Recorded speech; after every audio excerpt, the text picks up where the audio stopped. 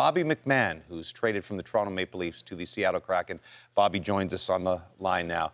First time going through this after being with this organization your entire career. I'm sure it's been a whirlwind last few days. What has it been like for you?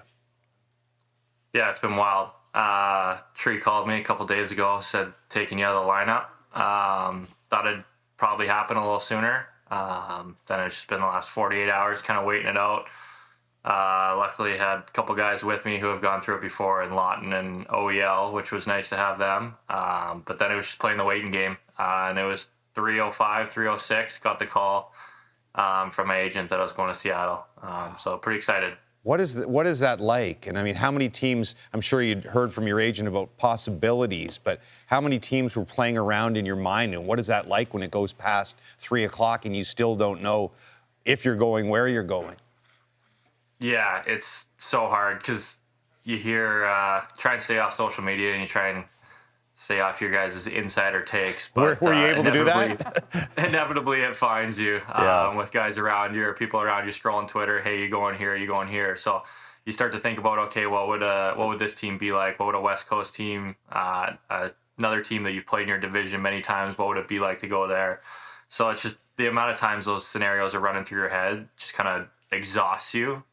So definitely feel better about it now, knowing it's over with and there's a good spot ahead of me here. Usually in a position like yourself, everybody wants to go to a cup contender. I don't know if Seattle's in the top tier there, but they are in a playoff position right now. How nice will it be to be back in a playoff race and be reunited with your old assistant coach in Lane Lambert out there?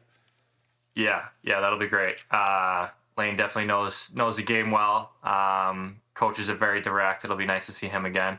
And then, yeah, just being in the playoff push, it'll be great. Every game matters so much more. Everything's makes that much more of an effort to win games, to make sure that you're doing the right things to contribute to winning hockey and building a good culture, because you never know how the playoffs are going to play out.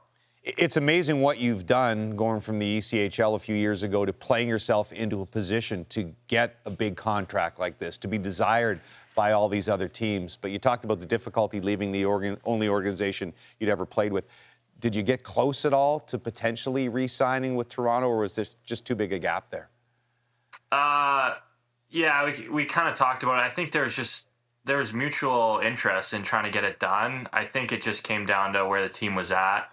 And how things were going for the organization. I think Tree just wanted to take a bit of a different approach and try and rejig the team as much as he could. So I think it came down to that more than anything. I think it's a place that I've loved to play for a long time. I was super happy with the opportunity that everyone gave me in that organization, and I'm always going to be thankful for that. So definitely good memories there, but excited to move on to the next. Yeah, two crazy parts of the career, one being traded at the deadline. You go through that for the first time.